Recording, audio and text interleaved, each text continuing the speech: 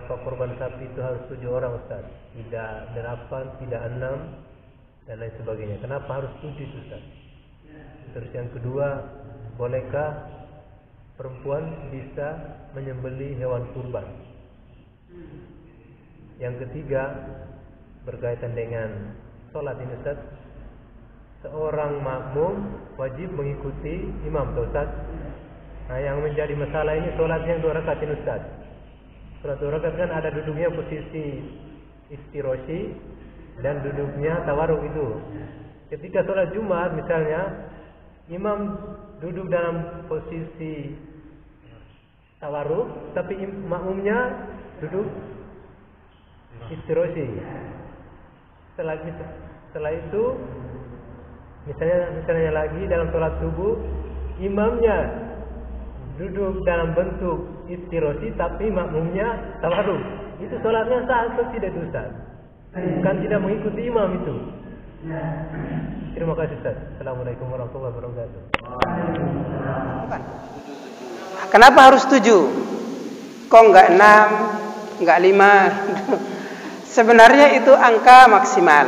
Ya, angka maksimal untuk bersarikat di dalam membeli hewan korban yang besar, seukuran sapi dan lebih di atas daripada itu. Maka tadi saya sampaikan, kalau mau satu orang nanggung 1 ekor sapi, kalau dia mampu cukup, kan gitu. Atau misalkan dalam satu keluarga, seorang ayah, ibu dan anak, cuma 3 orang misalkan. Mereka bertiga yang menanggung membeli 1 ekor sapi, boleh? Kan gitu, boleh. Ya, jadi tidak harus jumlahnya segitu. Tapi tidak boleh dari itu, lebih dari itu maksudnya. Nah, angka maksimal 7 orang. Ya, maksimalnya 7 orang. Dan kurang daripada itu kalau memang mereka mampu maka tidak masalah. Ya, tidak masalah. Dan kenapa angkanya selalu 7? Ya, saya rasa setiap daerah punya kebiasaan menetapkan angka masing-masing. Ya, setiap masyarakat sudah punya kebiasaan. Orang Arab itu kalau mau menyebutkan angka, memang mereka senang ganjil.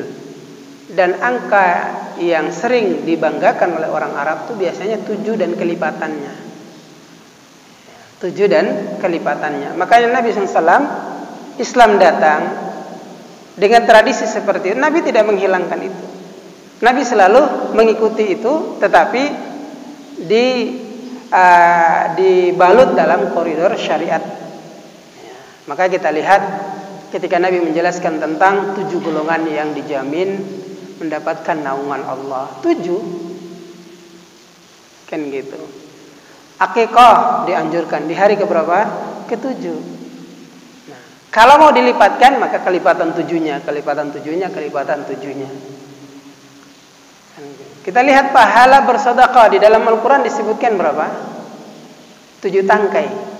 Baru kelipatannya menjadi berapa? 700. Jadi selalu angka 7. Dan ini bukan angka harus dan bukan satu yang menunjukkan berarti angka 7 ini spesial, bukan. Itu karena tradisi masyarakat itu yang selalu menetapkan angka seperti itu. Nah, yang masalah itu adalah menetapkan angka tapi untuk angker. Hal yang angker. Misalkan angka 13. Kita ke hotel-hotel mana saja angka 13 nggak ada. Nah, ini udah nggak benar. Itu yang nggak benar. Ya. Tapi untuk dalam kebaikan boleh kita menentukan angka. Dan angka 7 itu adalah angka kesukaan orang Arab masa itu. Dan syariat kemudian datang tidak menafikan itu, tetapi dipoles ya, dengan dibenarkan oleh agama kita. Maka angka itu sebagai bentuk motivasi sebenarnya. Motivasi, penyemangat. Kalau disebutkan angka, nilai kan senang itu. Tapi nilai itu kalau sesuai dengan urf atau adat kebiasaan masyarakat, nah itu mereka kan tidak kaget. Tapi kalau kita datang tiba-tiba sebut angka yang tidak sesuai dengan tradisi masyarakat, kan mereka jadi kaget. Ya. Karena Islam datang memang memberikan nilai-nilai itu. Nah, nilai itu kan ada angkanya. Nilai selalu ada angkanya. Jadi sebenarnya itu bukan syarat harus. Ya. Ya, jadi kalau misalkan ada satu keluarga yang jumlahnya cuma 5 orang, masing-masing mereka urunan kemudian beli 1 ekor sapi untuk korban, sah. Ya, sah-sah saja. Tidak harus apa? Tidak harus 7 orang dulu. Oh, ini kurang nih. Enggak harus. Kalau memang uang mereka sudah cukup, kenapa harus 7 orang kan gitu? Ya. Ya, tidak harus. Adapun panitia misalkan menetapkan 7 orang tapi kemudian dengan nominal sekian untuk beli ekor sapi sekian. Karena kan panitia nanti mau cari sapi butuh transportasi. Ketika sapi sudah didapat, mau dibawa ke lokasi butuh transportasi. Maka kemudian ditetapkan angka 1 orang misalkan 1.500.000 misalkan. Sapinya nanti dibeli berapa? 8 juta misalkan. Kan masih ada duit sisa. Sisanya kita pakai untuk tadi keperluan transportasinya panitia misalkan. Ya, itu tidak masalah. Ya, itu tergantung panitia. Ya. Dan memang hal yang dibolehkan, tidak ada larangan dalam hal itu. Ya. Kedua, terkait wanita boleh tidak menyembelih. Ya. Karena Nabi SAW memerintahkan, menganjurkan orang yang berkorban itu yang menyembelih hewan korbannya. Kalau ada seorang wanita yang berniat untuk berkorban, dia datang bawa hewan korbannya, kemudian dia niat, kalau dia mau menyembelih sendiri, kalau dia bisa, silakan. Karena hukum asalnya apa? Yang berkorban yang menyembelih lebih afdal, kan begitu. Kalau dia memang kuat dan bisa, nggak apa-apa. Artinya kuat melihat darah, nggak pingsan gitu kan. Repot kalau baru menyembelih gini darahnya muncrat sementara ada urat yang belum putus, dia udah pingsan, kerepotan kita. Nah, asal dia mampu, karena hukum asalnya ya disunahkannya itu mereka yang berkorban yang memotong. Kecuali dia tidak bisa, maka dia serahkan kepada penjagal. Nah, penjagal ini bayarannya dari mana? Bayarannya dari di luar hewan korban. Tidak boleh dari hewan korbannya. Misalkan, silakan potong Pak, nanti bayarannya kepalanya, enggak boleh. Kepalanya sudah kita niat untuk korban. Semua daging hewan korban itu adalah korban kita, enggak boleh kita ambil untuk upah kepada penjagal, tidak boleh. Jadi kita bayar pakai apa ya? Uang kita. Uang kita atau apa? Kan begitu. Nah, termasuk kulit, tergantung panitia mau berikan ke siapa. Kalau panitia juga kerepotan jual, ada orang yang mau, maka kita beri. Silakan. Kalau kamu mau jual silakan, kita arahkan. Itu yang mau beli kulit itu orang sana. Kamu mau jual silakan. Tapi ini jatahmu kita kasih, enggak masalah. Ya. Jadi sekali lagi untuk wanita, ya wallahu taala alam, kalau kita kembali ke anjuran hukum asalnya sahibul korban yang memotong, maka dia boleh sepanjang dia mampu dalam artian ya bisa memotong sesuai syariat ya, dan kuat ketika motong, menahan melihat darah yang serat tadi. Kalau kuat enggak masalah. Nah, cuma ya kalau diserahkan ke panitia, maka serahkan saja ke panitia. Tetapi sekali lagi untuk menjaga memotongnya, tidak boleh kita upah tukang potong dari daging atau hewan korban tersebut. Wallahu ta'ala alam. Yang ketiga terkait tentang salat, memang imam itu disuruh untuk diikuti. Yang disuruh diikuti adalah apa? Isyaratnya. Imam takbir, kita takbir. Kan begitu. Adapun masalah gerakan, bisa jadi antara gerakan imam dan gerakan makmum pasti berbeda.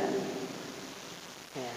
Karena faktor fisik yang berbeda-beda. Ada imam yang ruku sempurna, ada makmum yang tidak sempurna. Tidak bisa sempurna karena faktor, misalkan faktor kesehatan dia, tulang punggungnya sudah tidak lurus, atau kesehatan lain sehingga dia tidak bisa ruku dengan sempurna. Maka itu tidak harus. Yang penting dia sudah berusaha untuk ruku sesuai dengan ya syarat dan ketentuan hanya tidak terpenuhi karena faktor usia atau faktor kesehatan. Begitu juga saat kita bersedekap, nggak mungkin kan imam sedekapnya seperti apa? Kan nggak mungkin. Karena sedekap kan ada beberapa pilihan. Ya. Takbir saja saat mengangkat tangan, pilihannya macam-macam. Ada yang begini, ada yang begini, ada yang sejajar dengan kuping, ada yang menyentuh. Nah, ini berarti pilihan. Sehingga yang kita ikuti itu adalah isyarat imam untuk gerakan takbirnya. Dengan apa? Takbir, baik itu takbiratul ihram maupun takbir untuk intiqal, perpindahan dari satu gerakan ke gerakan salat yang berikut. Itu yang kita ikuti. Nah, sementara posisi gerakan dan yang lain-lainnya itu kembali kepada kita masing-masing. Ya. Termasuk tadi duduk, ya iftirash dan tawaruk.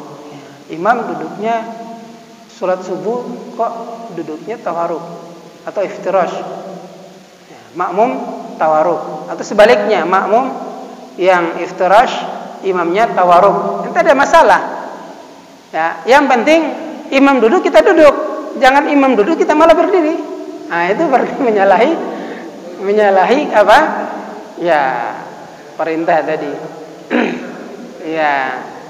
Nah, makanya termasuk ini, ya, mungkin ada jamaah yang biasanya sujud terakhirnya lama, sementara imamnya tidak. Dia tidak boleh berlama-lama dalam sujudnya. Ya. Kalau imam sudah takbir Allahu Akbar, maka segera bangkit dan ikuti imam. Walaupun kita kebiasaan sholat sendirinya sujud terakhirnya lama. Sebenarnya kalau ditanya dalilnya tidak ada. Ya, tidak ada ditanya dalilnya. Ya, yang ada itu adalah kita dianjurkan untuk memperpanjang sujud. Berarti semua sujud. Ya, bukan sujud terakhirnya saja. Ya. Karena kalau kita, makanya sebagian ulama memasukkan apa? Orang yang lambat mengikuti imam termasuk mendahului imam. Nah, termasuk larangan mendahului imam. Masuk dalam makna kategori larangan. Nah, hanya kemudian permasalahannya, bagaimana dengan tahiyat akhir? Tahiyat akhir, imam tidak baca doa di tahiyat akhir, makmum baca doa di tahiyat akhirnya. Maka ini kemudian diselisihkan oleh para ulama. Sebagian besar ulama membolehkan. Ya, sebagian besar ulama membolehkan karena setelah itu kita tidak ada gerakan yang harus mengikuti imam lagi. Setelah salam kan tidak ada lagi gerakan yang harus mengikuti imam. Sementara kalau sujud terakhir, kita masih mengikuti imam. Kita masih mengikuti imam. Kalau salam, imam salam, sementara kita masih duduk dengan tahiyat kita masih berdoa, ya, khusyuk dalam doa. Lalu kita salamnya agak terakhir dari imam, maka ini menurut sebagian ulama boleh. Kenapa? Karena tidak ada gerakan imam lagi yang harus kita ikuti setelah salam. Karena salam sudah pertanda berakhirnya salat. Sehingga untuk masalah itu yang dimaksud adalah kita mengikuti isyarat imam berupa takbir yang menandakan perpindahan dari satu gerakan salat ke gerakan salat yang berikutnya. Itu yang wajib kita ikuti. Ya. Kalau melawan berarti ya sudah batal salat kita. Imamnya takbir berdiri, kita malah duduk, ini nggak boleh. Atau imam duduk kita bangkit, ya nggak boleh. Ya. Allah Taala alam. Kecuali orang yang lupa ya, maka dia duduk lagi. Silakan.